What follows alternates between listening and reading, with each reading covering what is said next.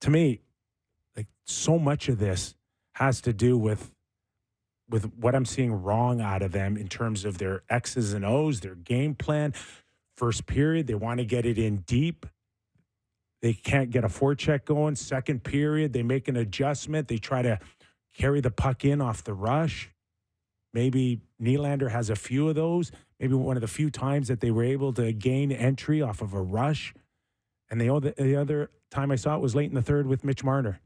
His goal was controlled entry off a rush. Other than that, they can't figure out what to do. I think we've actually gone fairly long in this show to not make the observation that was just a dog's breakfast of a hockey game. Can't remember the Leafs looking that disorganized.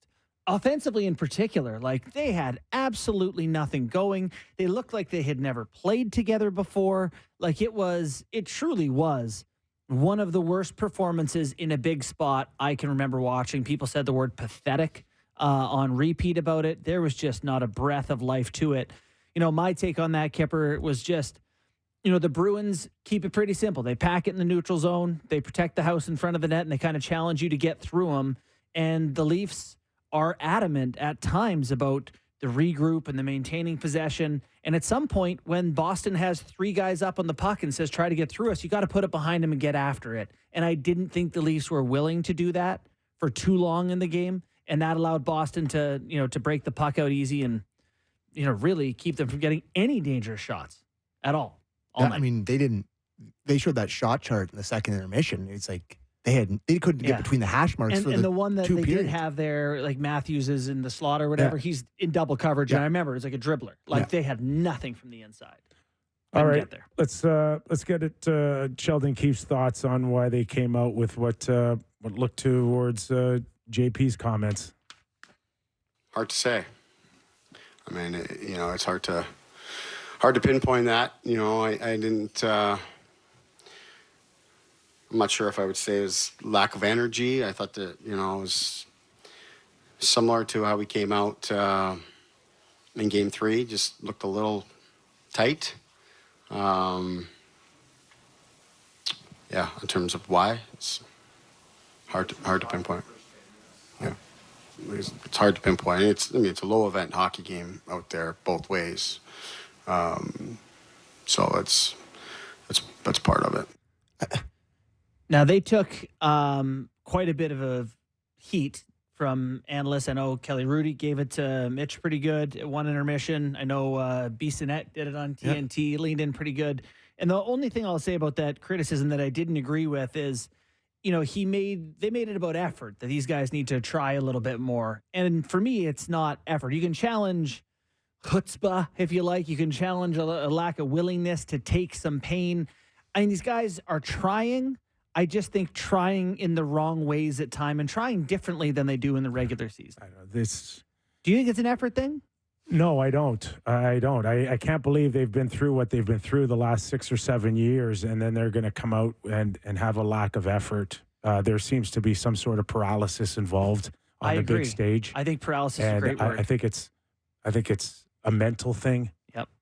So I don't know what it Pressure. is. How can you be this successful over the last 4 or 5 years, 100-point seasons, and then come back to Toronto and be that incapable? One of the things I think that happens is once you're in such of a narrative pit, everyone thinks these guys can't play in the playoffs. They can't get it done. If Marner went out and Matthews went out and they both scored hat tricks in the next 3 games, their playoff stats would be worse than their regular season numbers. They can't climb out of this hole they've built. And that, to me, that just piles up the pressure, because even Mitch scores that great goal, but it's too late for people. They don't care because the narrative hole is too deep for them. And I think that puts a level of pressure on guys that they can't play like themselves. They don't seem free to perform. Yeah, they're just, like I've mentioned before, it's just the yips. They can't. Word. There's just been it's happened for too long. Which means you have to do something drastic. That's what I mean. It's if they had got over the hump a little earlier, if, for example, they don't blow a 3-1 lead to the Habs, if they get past Columbus, if they don't lose a Game 7 in Boston in 2019 when whatever. If they get past a couple times there, they don't have this reputation that they all know they have, and that snowballs. They get by last year, and it's out of control, and they can't get through it, boys. There's 82 regular season games, and then there's the playoffs.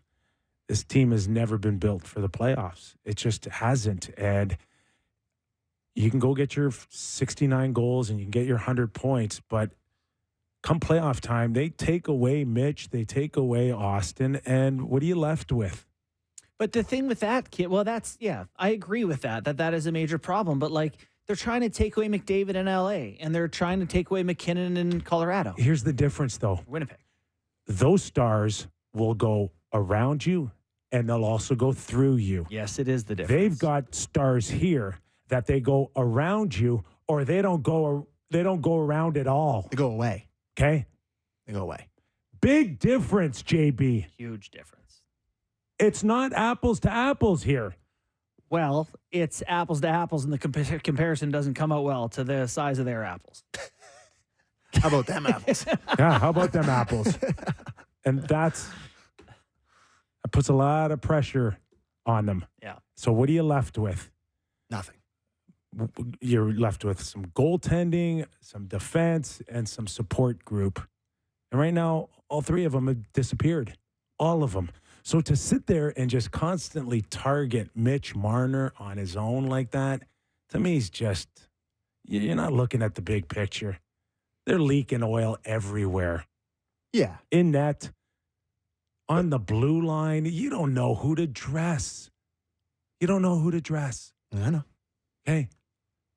Lilligren, in or out. You just Back in, by the way. invested 6 years in this guy to be a top 4D, and you can't play him Saturday night. But I think people hearing that would say, if Mitch and Austin were 4 games into this series and had 5 or 6 points each, I think it'd be a lot easier to look at the other pieces and say, God, if everything else could just help them over the hump. But the way it's built is those guys be successful, and so when they're not, you don't have a chance. Can't win like that. You don't have a chance. Can't Well, win like that. and that may be where we're at.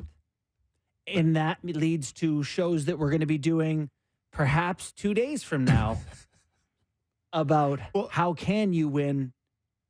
There's two very different conversations here. And the one conversation is, a conversation we'll have lots of time to have potentially after Tuesday night, or there's a conversation where they come back in this series or whatever. Mm-hmm. But the overarching thing is like, does it really matter if they come back? Like, I mean, if they're going to get out of the first round, everybody would be happy for a minute, but like, are they going to beat Florida? Are they going to beat the Rangers? Are they going to win 4 rounds? Like, it would matter to answer. It would matter. It would matter because at the end of the day, it would show a resolve they haven't shown yet. Just character. Yeah. Just character. They lack character. As a team, right now, they lack character. Mm-hmm. No, I can't disagree. I mean, you read Luke Fox's article today. He talked about the culture difference. I know Bunk mentioned on Leafs Talk that, like, we talked about it before the series. The rookies we did. This is where we said it before this series started. Forwards, we gave it to the Leafs. Mm-hmm. Okay. Then we went to culture. This is the one place Boston has them until they don't have them. Yeah. And they've got them right now. I'm just looking at the point leaders in the NHL playoffs. McDavid, McCarr, Draisaitl, Marchand, Tkachuk, McKinnon, Lehkonen, Zibanejad, Hyman, Evan Bouchard. So it's like stars. Yeah. Stars. And it's like, it's not like it's, Dylan Holloway at the top of the list here. Like, you need your guys. Pasternak has not had a good season series statistically. No. Okay. But that guy just keeps playing. That guy gets hit. He's given hits, and he's taken a lot of big hits. The Leafs have punished Pasternak. Oh, yeah. But this guy just shuts his mouth, and he just keeps playing. Yeah. Again, it's so disappointing about the timing of a Matthews illness and a Nylander, whatever. It is so disappointing because it would have been fascinating to see.